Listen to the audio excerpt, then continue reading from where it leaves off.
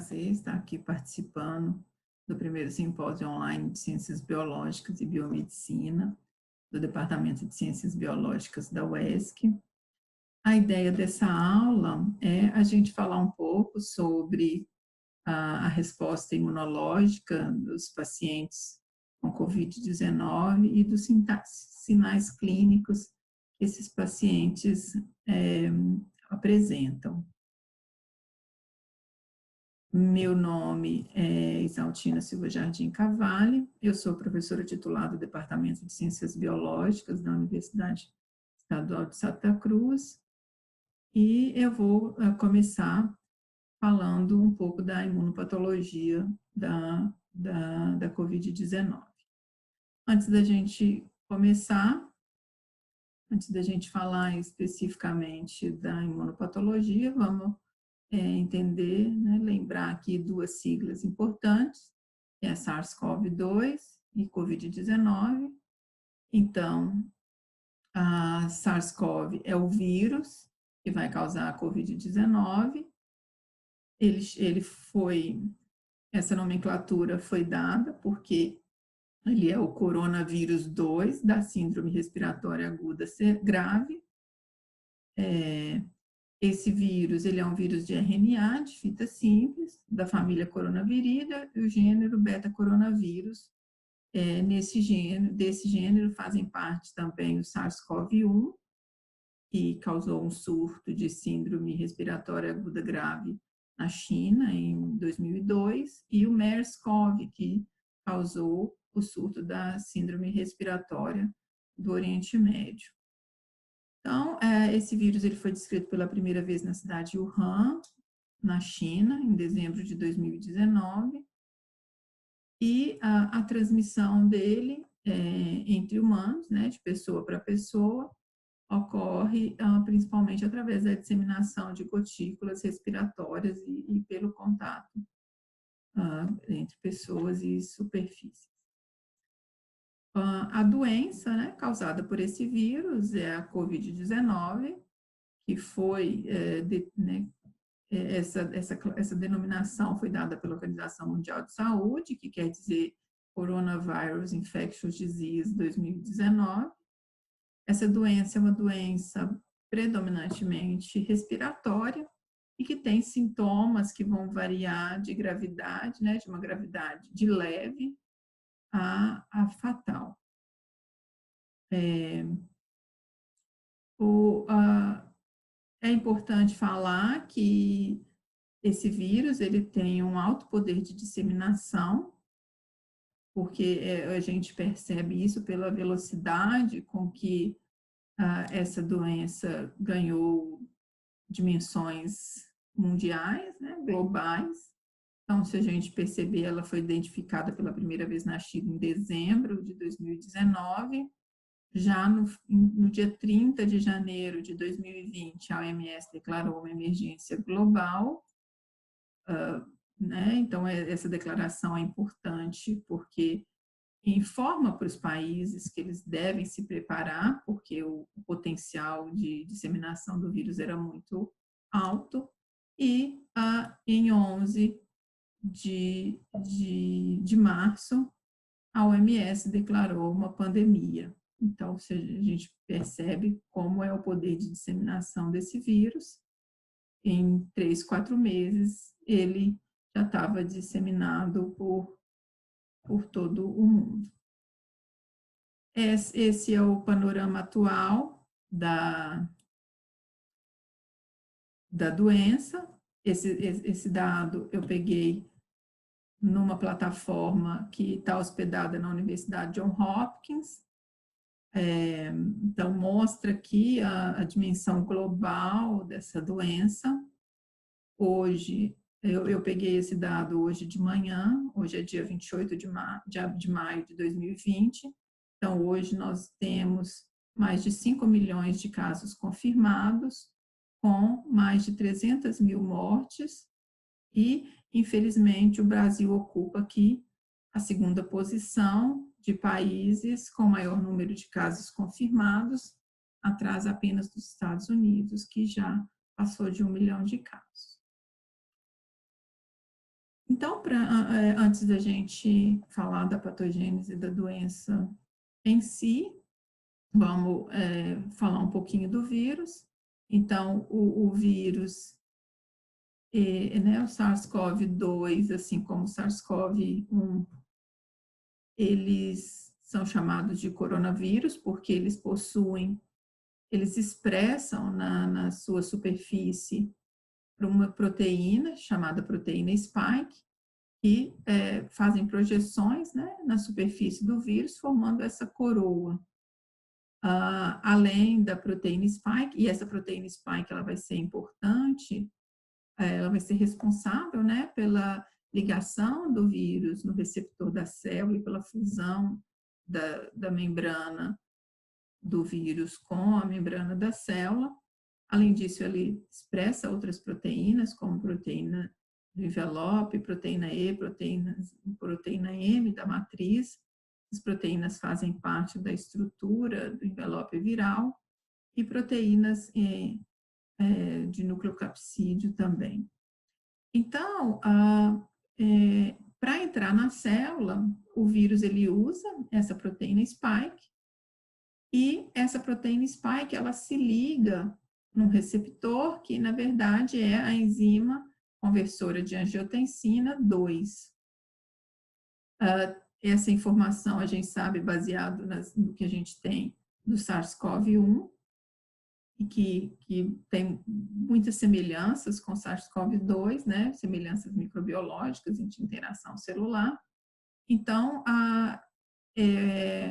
esse vírus ele interage com a enzima conversora de angiotensina 2 e ele precisa também de uma serinoprotease que está na superfície da célula, essa TMPRSS2, que vai auxiliar na ativação dessa proteína spike para ela poder ligar e induzir a entrada do vírus na célula.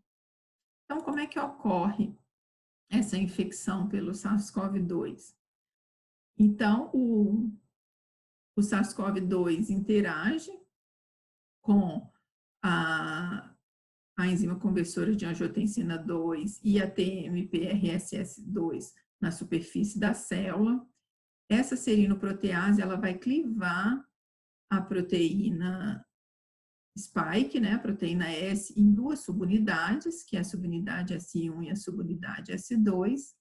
Essa subunidade S1, ela se liga no receptor, na enzima conversora de angiotensina 2, e com isso induz a endocitose do vírus.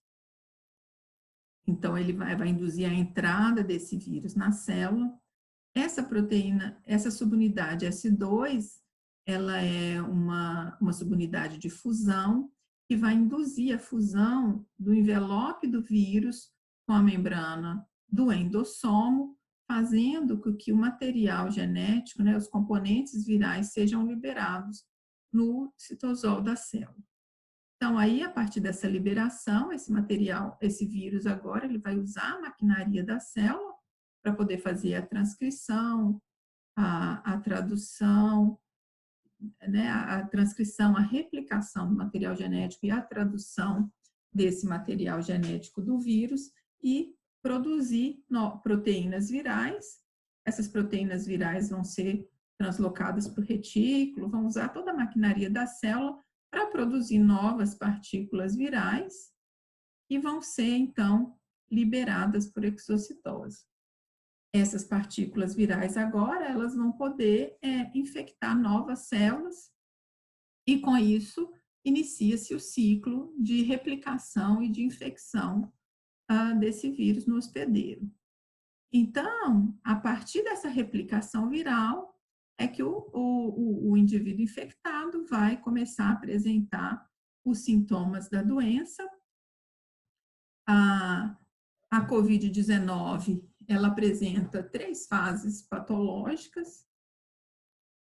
Essas fases, elas vão começar a partir né, os sintomas dessas fases vão começar a partir da replicação viral, e aí ela é dividido em uma fase inicial, que é um estágio 1, né, a fase 1, que é uma infecção inicial, o estágio 2, que é uma fase pulmonar, onde o paciente desenvolve a pneumonia, e a fase 3, que é uma fase de hiperinflamação, onde o paciente tem uma resposta hiperinflamatória e é a fase mais grave, que é fatal para esse paciente.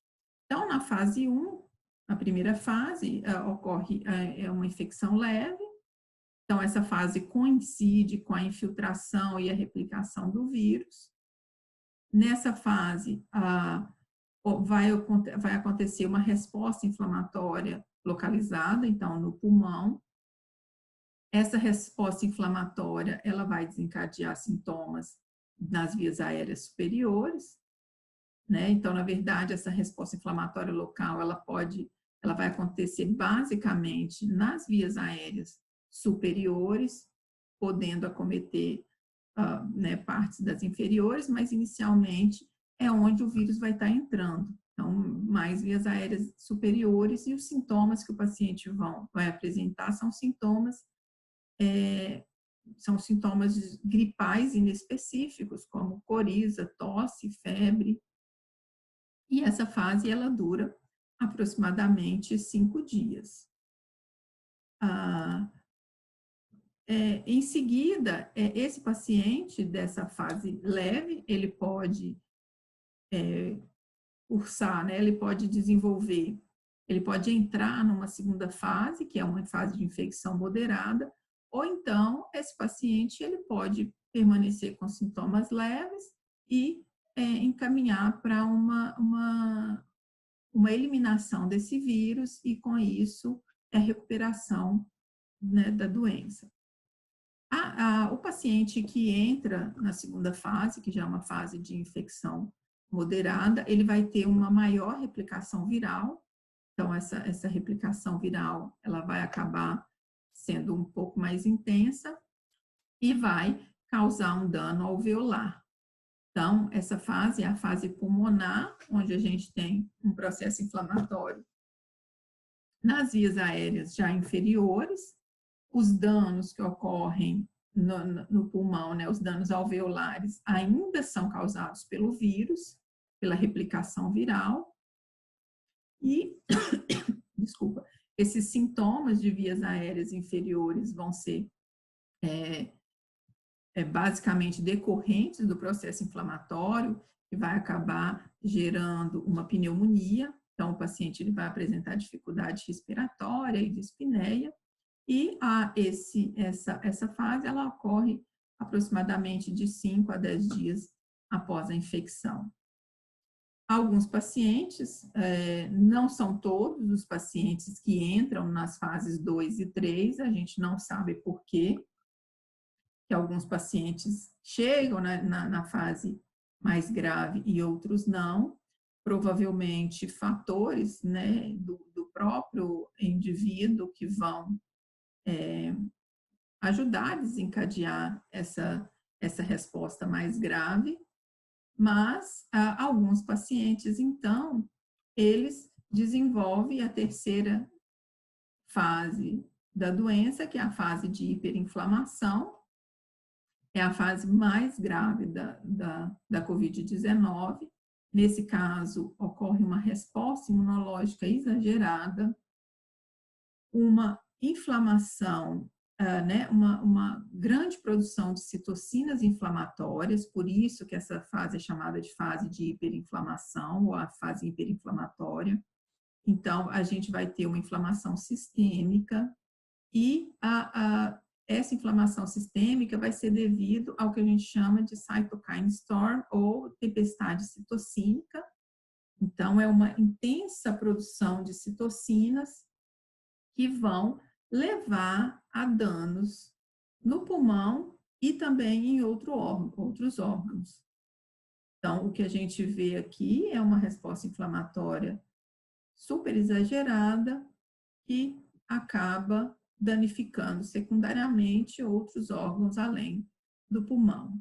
Então, o que a gente observa é que, inicialmente, a gente tem danos causados pelo vírus, ou seja, uma resposta inicialmente viral, e à medida que essa resposta viral decai, aumenta-se os danos causados pela resposta inflamatória causada pelo próprio sistema imunológico do hospedeiro. Então, a evolução da doença, na verdade, ela vai passar por essas 3 fases, mas os danos que são causados no organismo na fase mais grave da doença, eles são basicamente danos causados pela resposta imunológica, que é muito exagerada. Tá? Então, os sintomas, vou falar rapidamente, porque depois a Luciana vai falar sobre isso, mas na fase inicial, como eu já disse, são sintomas leves, tosse, diarreia, febre. Com a entrada na fase pulmonar, o paciente ele pode sofrer hipóxia, né, e a dificuldade respiratória. Já na fase mais grave, devido à tempestade de citocinas, o paciente pode desenvolver uma falência cardíaca, entrar em choque e desenvolver a síndrome respiratória aguda. Então, as informações que a gente tem das respostas da infecção pelo coronavírus, eles são, né, do SARS-CoV-2, são basicamente o que a gente sabe em relação à infecção pelo SARS-CoV-1 e de alguns dados que foram coletados no atendimento aos pacientes ainda esse ano. Então, aqui eu peguei algumas informações que foram publicadas em abril na New England Journal of Medicine. Então, nesse artigo, ele fala que o SARS-CoV-2 ele pode infectar vários tipos celulares, né, células epiteliais das vias aéreas, células epiteliais alveolares, células endoteliais e macrófagos pulmonares. Então, todas as células que expressam a enzima conversora de angiotensina 2, esse vírus pode entrar. E então, quando no pulmão, a infecção, quando o vírus entra, né, ele reduz a expressão dessa enzima, da enzima conversora de angiotensina 2. Então, o vírus induz uma regulação negativa dessa enzima e foi demonstrado em alguns pacientes que essa regulação negativa está associada com a lesão pulmonar aguda. Além disso, a redução da função dessa enzima vai resultar na disfunção do sistema renina-angiotensina-aldosterona, e isso também vai causar vários outros problemas para esse paciente, porque essa disfunção do sistema renina-angiotensina-aldosterona, ela influencia na pressão sanguínea e no balanço de fluidos, ela facilita, né, a infiltração de neutrófilos no pulmão, ela aumenta a inflamação local e aumenta a permeabilidade vascular das vias aéreas. Então, tudo isso contribuindo para a lesão pulmonar aguda. Então, vamos ver quais são os eventos que ocorrem durante a infecção pelo SARS-CoV. Então, como eu já falei, o vírus ele entra pela enzima conversora de angiotensina 2, junto, né, com a ativação da proteína spike pela TMPRSS2, que é uma serinoprotease. Então, esse vírus entra, é liberado material no citosol, o vírus replica, o RNA viral, novas proteínas virais são produzidas, o vírus é maturado, novas partículas virais são produzidas e liberadas por exocitose. Então, esse processo de infecção viral da célula acaba levando a célula a uma morte, que é chamada de piroptose. Essa morte é uma morte celular programada, em que ocorre a ativação de enzimas, como as caspases, e a ativação dessas caspases acaba gerando a liberação de interleucina 1. E, além disso, a célula ela entra em colapso, né? Ela incha, ela lisa e libera vários fatores que a gente chama de dumps, né? São padrões moleculares associados a dano, que são o DNA da célula, né, a própria interleucina 1, ATP, oligômeros, né, RNA viral. Então, ela libera vários mediadores que acabam sendo reconhecidos pelas células vizinhas daquela célula que está morrendo. Então, essa célula morre, libera esses fatores de perigo, que sinalizam para suas vizinhas aí que tem alguma coisa acontecendo, né?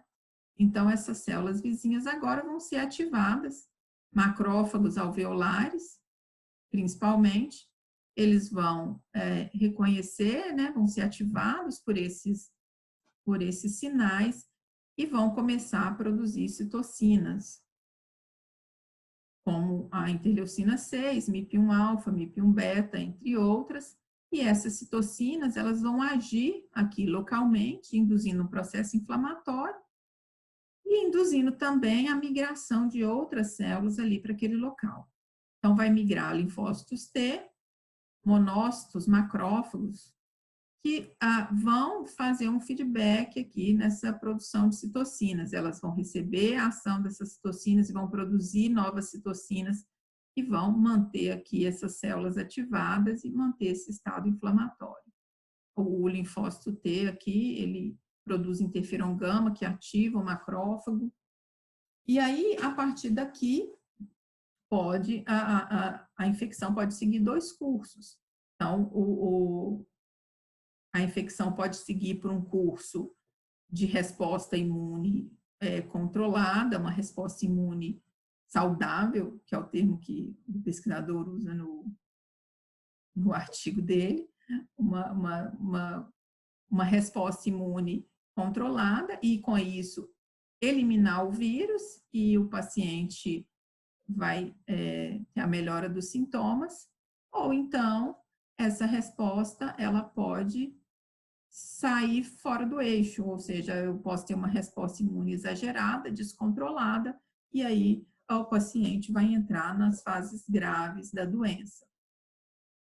Então, o que está mostrando aqui é que as células, então, quando iniciou a replicação viral e teve várias novas partículas virais infectando novas células, a resposta inflamatória localizada recrutou ali para aquele local vários tipos celulares que vão ajudar a conter essa infecção.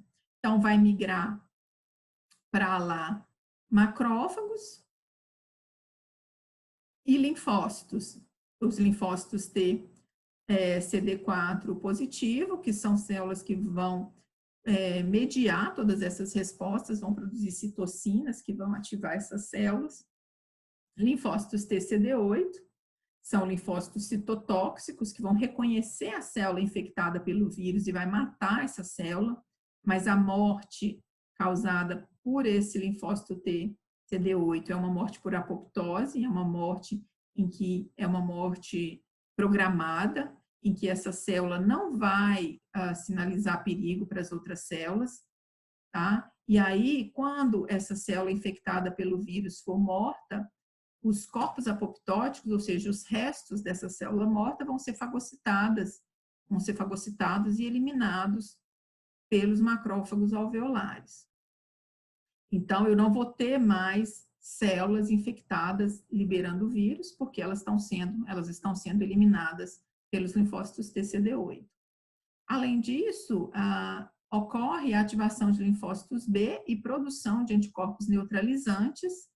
Esses anticorpos neutralizantes, eles vão se ligar aos vírus, né, às partículas virais. Eles reconhecem, alguns trabalhos falam que esses anticorpos neutralizantes, eles se ligam às proteínas spike, e aí neutralizam esse vírus, ou seja, eles ligam na proteína spike e impede esse vírus de se ligar no seu receptor e entrar na célula. Então, esses vírus neutralizados, eles vão ser reconhecidos, vão ser capturados pelos macrófagos alveolares e vão, então, destruir esses vírus depois de fagocitá-los. Então, o que acontece aqui é que eu tenho uma resposta imune controlada, bem orquestrada entre todas as células, eu vou ter uma rápida eliminação de células infectadas, eu vou ter os vírus que estavam livres sendo neutralizados por anticorpos e sendo neutralizados pelos anticorpos e os macrófagos eliminando esses vírus neutralizados, e uma resposta inflamatória mínima, que mesmo que cause um pequeno dano pulmonar, isso não vai ser tão significativo para o paciente. Então, eu tenho uma mínima resposta inflamatória e um mínimo dano pulmonar. E, nesse caso, o paciente vai ter a melhora dos sintomas e a cura né, da doença. Por outro lado, naqueles pacientes em que desenvolvem a forma mais grave da doença, o que vai acontecer? Uma resposta imune exagerada, uma resposta imune descontrolada. Então, nesse caso, eu vou ter uma intensa liberação de citocinas. Então, aqui, quando eu tenho a resposta inicial da infecção, a quantidade de citocinas que é produzida, ela é muito grande, é exagerada. Então, acontece o que a gente chama de tempestade de citocinas, interleucina 6, TNF, várias citocinas pró-inflamatórias são produzidas. Então, tem uma intensa migração de células para o pulmão. Então, monócitos, macrófagos, linfócitos T infiltram no parênquima pulmonar. E isso acaba, né, a grande quantidade de citocinas acaba ativando várias células e causando aumento de permeabilidade vascular, o que gera o dano pulmonar. Então, vai gerar a pneumonia, vai gerar edema pulmonar, e aí é onde o paciente vai desenvolver os sintomas pulmonares. E, além disso, essa tempestade de citocinas vai ter efeitos não só locais, como efeitos também sistêmicos, e eu vou ter danos, né, uma inflamação generalizada e danos em vários órgãos, como eu já citei, no rim, no fígado e no miocárdio, né, no coração. Pode acontecer, em alguns casos, de ter a produção de anticorpos não neutralizantes durante essas fases mais graves da doença, e esses anticorpos não neutralizantes, eles acabam exacerbando a infecção, porque eles, na verdade, eles não vão neutralizar o vírus, então eles não vão impedir o vírus de entrar dentro da célula e vão favorecer o vírus entrar em novas células, e aí a replicação viral vai aumentar. E o que a gente sabe é que nós sempre temos uma resposta imune inata, né? Uma resposta imune que é desenvolvida logo nos estágios iniciais das infecções, porque o que eu falei agora são as respostas que são desenvolvidas a partir de 5 dias da infecção. Antes disso, o sistema imune não está fazendo nada. Na verdade, ele está fazendo, a gente que não sabe exatamente como ele está reagindo, mas uma coisa que a gente sabe é que a resposta inata antiviral, que é a produção dos interferons do tipo 1, interferon alfa e beta, como que acontece quando a gente tem uma infecção viral?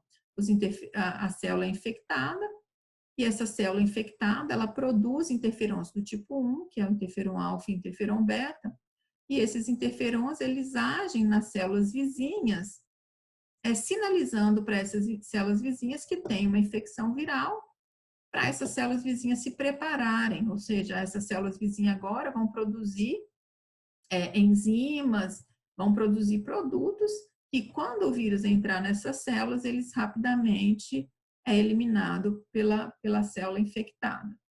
Só que no caso do SARS-CoV-2,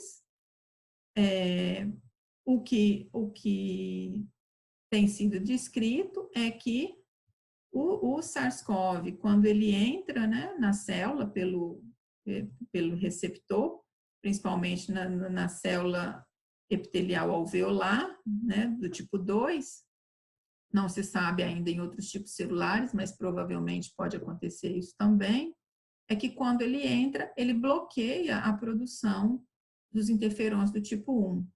Ou seja, então ele entra na célula e essa célula não sinaliza para as vizinhas de que ela está infectada por um vírus. E como que esse SARS-CoV-2 consegue fazer isso? O que a gente sabe é baseado nas informações que a gente tem dos surtos passados, né, com SARS-CoV-1 e com MERS-CoV. Então, quando ele entra, essa célula acaba inibindo o reconhecimento, né, bloqueando algumas vias que desencadeiam a produção dos interferons. Então, já foi demonstrado que os coronavírus, eles bloqueiam os sensores de RNA do endossomo, então os receptores não vão reconhecer que tem RNA viral no sistema endossomal. Além disso, eles também bloqueiam os receptores do tipo RIG, que são sensores de RNA do citosol. Então, também no citosol não vai ter a detecção desse vírus. Ou seja, então, quando eu não tenho a detecção desse vírus, eu não desencadeio a cascata de sinalização para a síntese dos interferons, né, do tipo 1. Além disso, já foi demonstrado que eles podem bloquear a sinalização de alguns componentes da via do NF-κB e da via do STAT1 também. Então, bloqueando essas etapas, eu não tenho uma sinalização e aí eu não vou ter a produção dos interferons do tipo 1. E com isso, qual que é a vantagem para o vírus fazer isso aí? Ele vai ganhar tempo, porque agora ele vai conseguir fazer a sua replicação viral naquela célula, sair daquela célula e infectar novas células, exacerbando assim a infecção e a replicação viral vai acontecer mais intensamente. Então, aqui é só um resumo disso tudo que a gente falou até agora.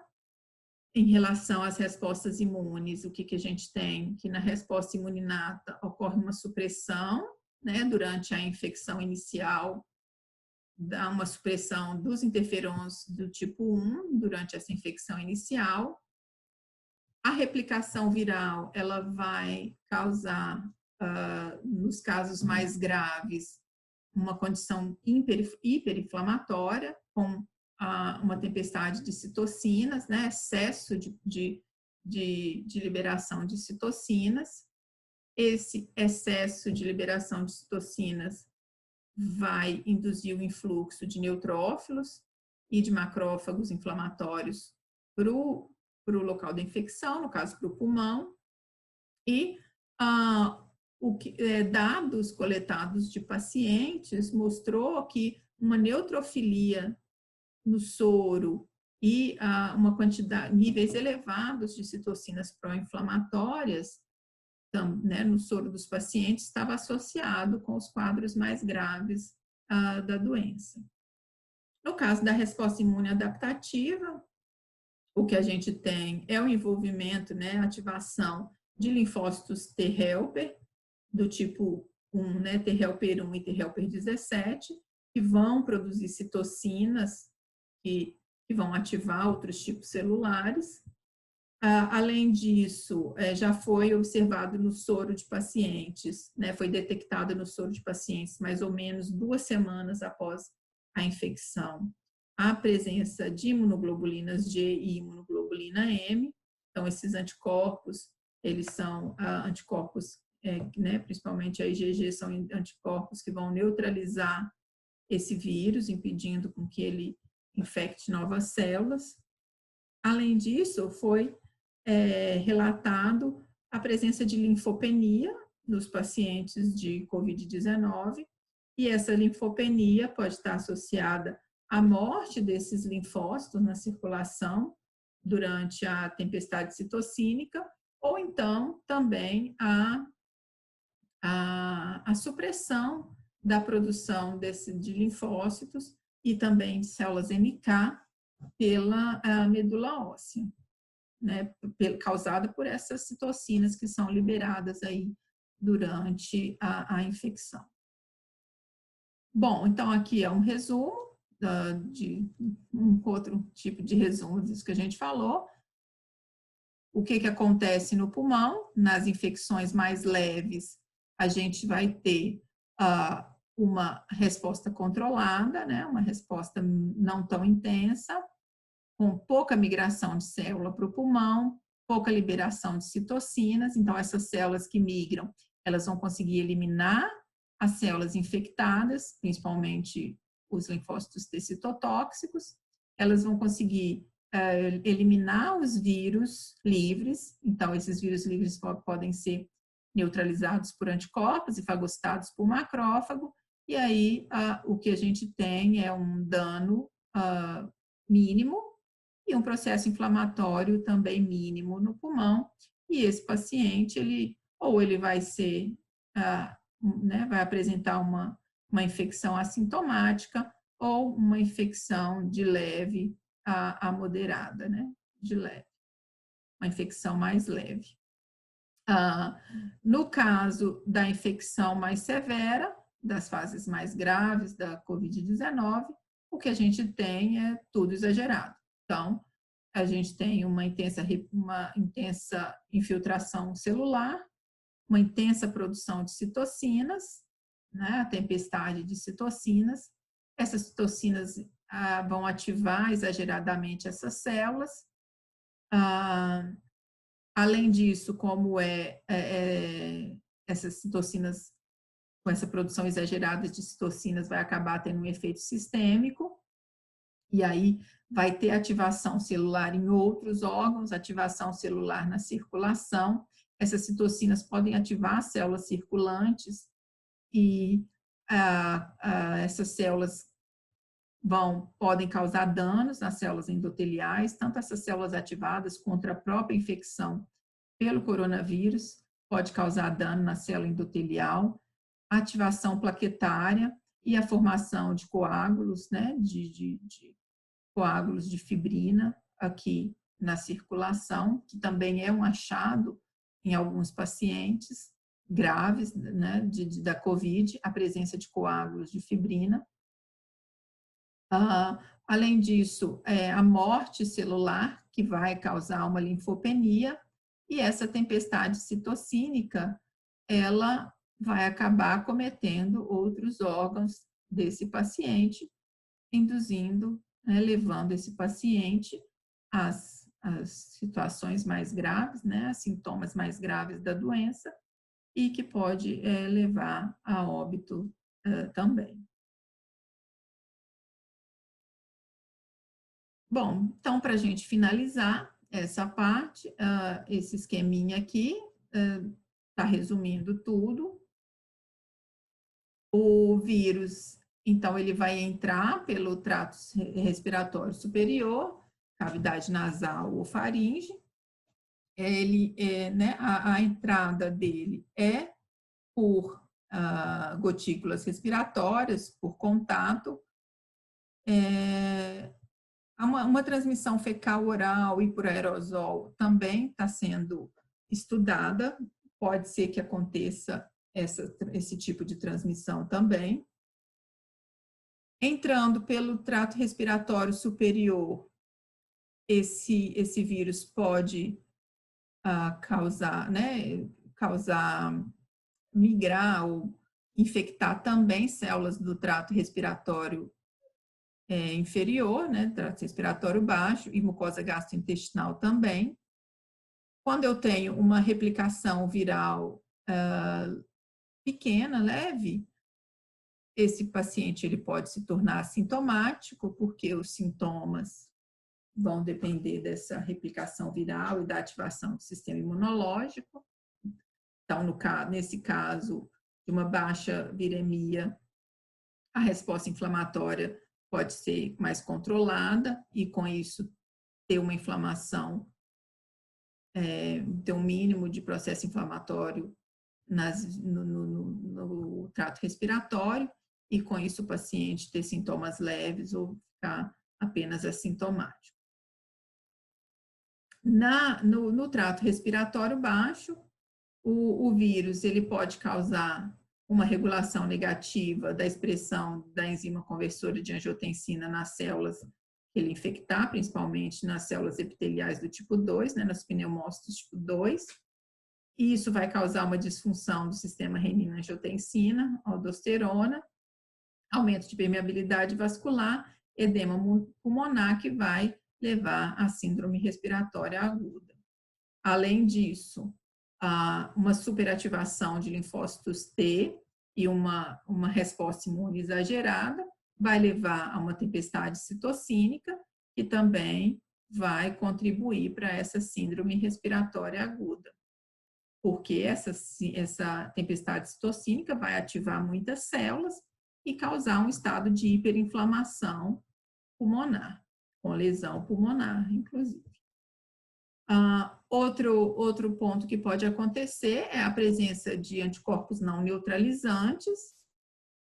Esses anticorpos não neutralizantes, eles acabam aumentando a infecção viral, né, porque eles favorecem a infecção, a entrada do vírus na célula. Com isso, eu tenho uma replicação viral em vários órgãos, pulmão, fígado, rim, coração. Essa replicação viral aumentada vai causar um dano celular, que pode levar a uma sepse viral sistêmica, que também vai gerar uma resposta inflamatória sistêmica e dano em múltiplos órgãos. Essa resposta inflamatória sistêmica também está associada à tempestade de citocinas e ao desenvolvimento da síndrome respiratória aguda.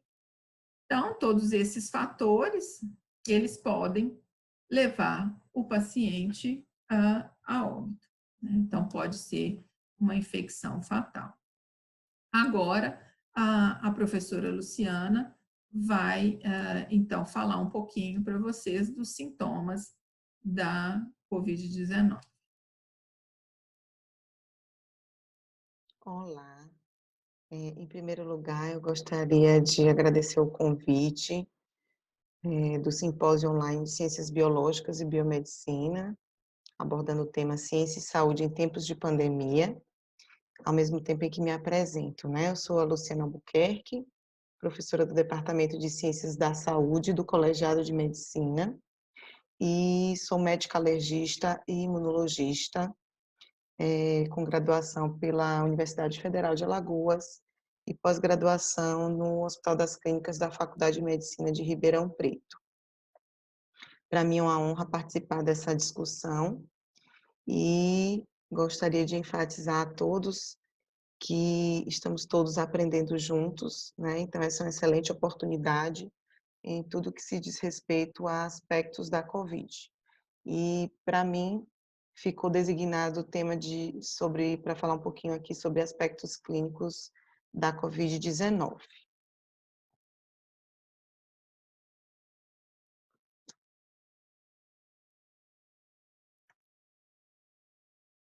Bom, então, falando um pouquinho sobre as referências do que a gente vai falar aqui hoje, como a gente já falou que é uma oportunidade de estudo em conjunto e, ao mesmo tempo, um assunto que a gente está aprendendo agora, eu tentei trazer referências baseadas nas orientações sobre diagnóstico, tratamento e isolamento de pacientes com Covid-19, que foram divulgadas por várias associações médicas brasileiras reconhecidas e que se utilizaram principalmente de estudos de outros países que já passaram por momentos mais críticos da pandemia, como China, Itália, Estados Unidos, e utilizaram essas referências como parâmetro, né, para elaborar esse tipo de orientação.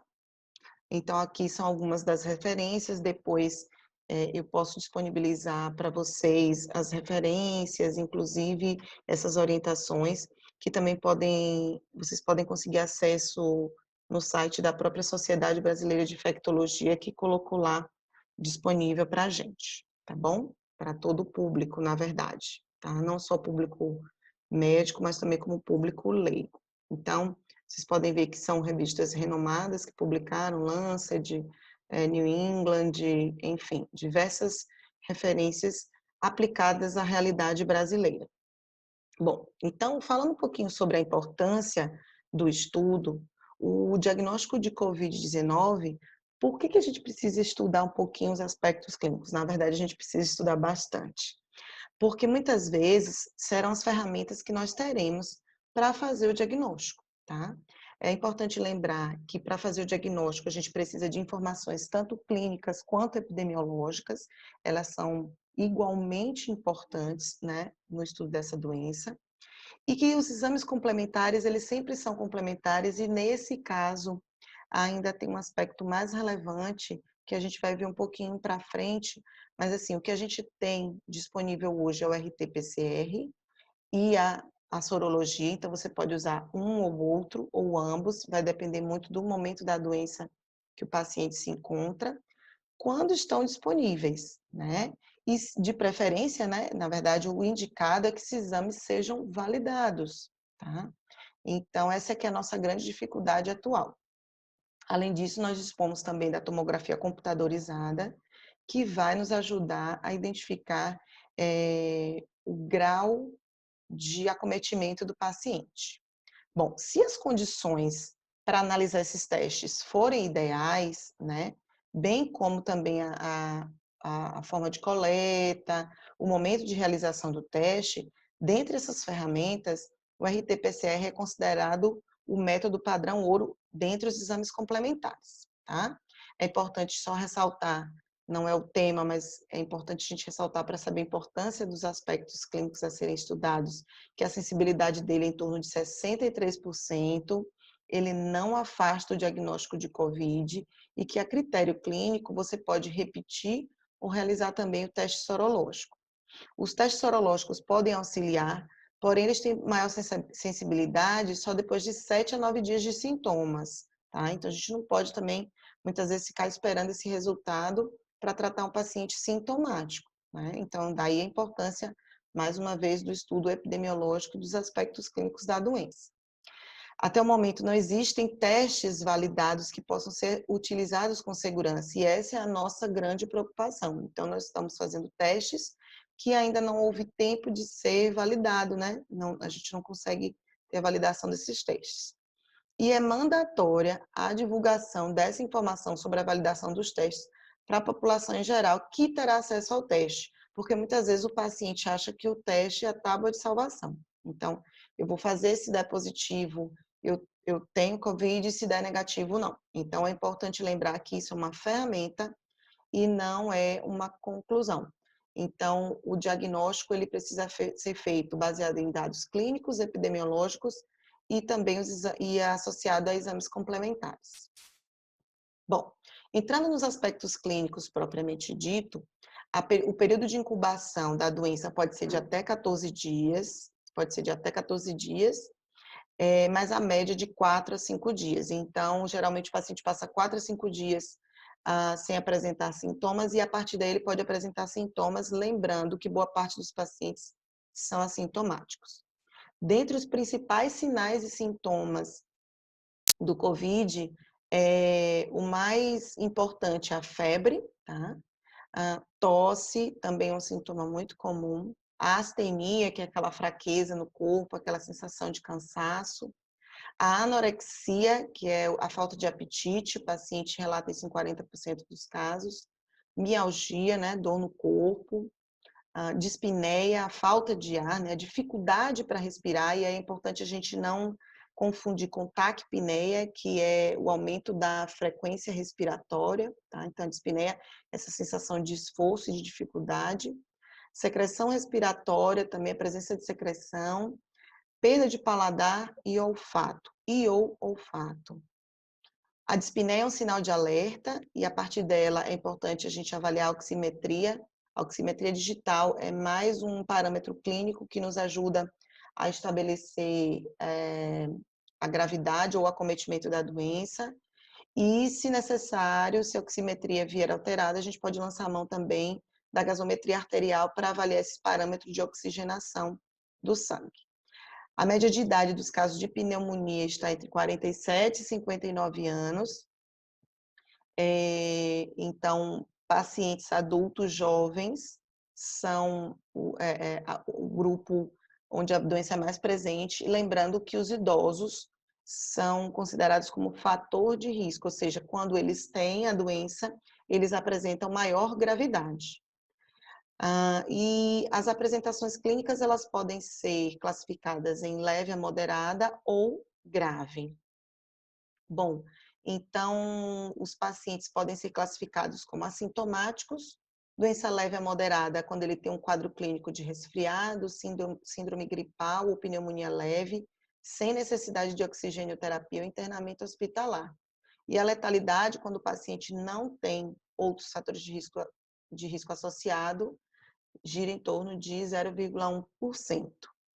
Quando ele tem fator de risco, a gente precisa avaliar qual o fator de risco ou quais, né, para a gente ter uma ideia da letalidade. Então, quanto mais fator de risco, maior é a letalidade.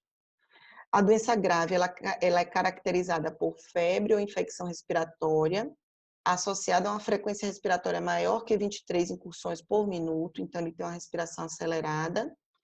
Dispneia, que é essa sensação de dificuldade de respirar, ou saturação de oxigênio menor que 93% em área ambiente. Esses pacientes necessitam de oxigênio-terapia hospitalar, mas não têm necessidade de cuidados intensivos, por não apresentarem sinais de falência respiratória ou de proximidade de falência ou falência de outros sistemas também, tá? Por exemplo, insuficiência renal ou alterações neurológicas, etc. A síndrome respiratória aguda grave, que é a forma mais grave, associada ou não ao choque séptico, é o quadro mais grave, representa cerca de 5% dos casos sintomáticos, e a letalidade, dependendo da idade de comorbidades, pode chegar a 50%. Então, geralmente, nesse paciente, quando ele entra em choque séptico também, ele tem outros sintomas, outros sistemas acometidos. Então, sistema cardiovascular, sistema neurológico, né, e sinais de choque, ou seja, alterações da pressão arterial, alterações sistêmicas relevantes. Bom, além de tudo falado, outras observações importantes são necessárias ser feitas. É importante enfatizar que todo paciente com resfriado ou síndrome gripal deve permanecer por 14 dias em isolamento respiratório, uma vez que Covid-19 deve ser sempre suspeitado. Os contactantes também devem permanecer por 14 dias em isolamento respiratório. E uma outra coisa que é importante ressaltar é que pacientes com quadros gripais não necessariamente estão infectados por Covid-19. Então, a gente não pode esquecer do diagnóstico diferencial. De outros vírus respiratórios, por exemplo, que podem ser causadores de pneumonias, tanto pneumonias virais quanto pneumonias bacterianas secundárias ao quadro inicial viral. Então, dentre outros vírus conhecidos, a gente passou por outra epidemia em 2009 pelo H1N1, tipo de vírus influenza, mas também são muito importantes outros vírus também, como o vírus sincicial respiratório, e também até vírus como o rinovírus também podem ser causadores. Então, se a gente entra em contato com o paciente com esse tipo de sintoma, a gente precisa lembrar de outros diagnósticos, sem esquecer também o diagnóstico da Covid-19, tá? Em relação ao tratamento, não é tema, mas eu queria deixar aqui, frisar para vocês que em relação ao tratamento, até o momento não há disponível um medicamento que tenha demonstrado eficácia e segurança no tratamento de pacientes com infecção por SARS-CoV-2. Estudos estão em andamento e aí a gente lembra que a ciência exige tempo, paciência e investimento. Então, a gente tem visto cada vez mais a necessidade de se investir tanto em tecnologia como em tempo, né? Mas em muitos aspectos a ciência exige paciência. Então, estudos estão em andamento e quaisquer medicamentos utilizados com objetivo de tratamento devem ser administrados sob protocolo clínico, lembrando que essas orientações são de sociedades importantes e renomadas, como a Sociedade de Anestesiologia, Sociedade de Medicina Intensiva, Sociedade de Infectologia, tá? E também mediante a aplicação de termo de consentimento livre e esclarecido, assinado pelo paciente, visto que ainda são necessários estudos que comprovem a eficácia e segurança desses medicamentos.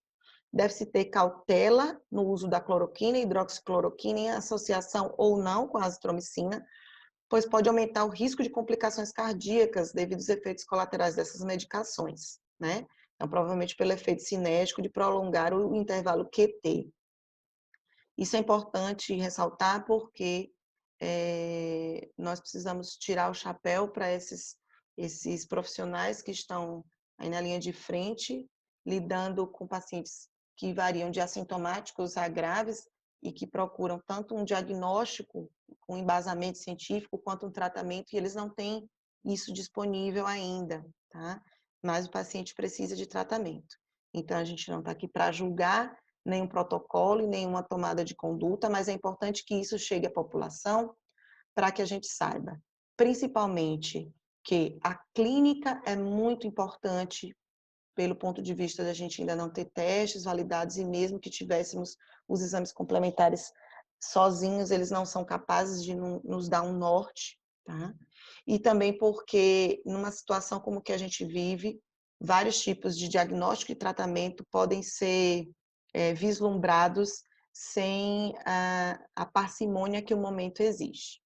Então, essa era a mensagem que eu queria deixar no tempo que a gente tinha disponível. Eu estou à disposição, o pessoal da organização tem os meus contatos, eu estou à disposição para qualquer dúvida, por e-mail, seja por e-mail, por WhatsApp, enfim, eu estou à disposição, contem comigo. E eu queria deixar um abraço para todos, agradecer imensamente o convite e dizer que estou ansiosa para que esse momento se repita logo, que possamos estar todos juntos e partilhando conhecimento e ciência na nossa casa, na UESC, todos juntos. Um grande abraço e um bom simpósio a todos.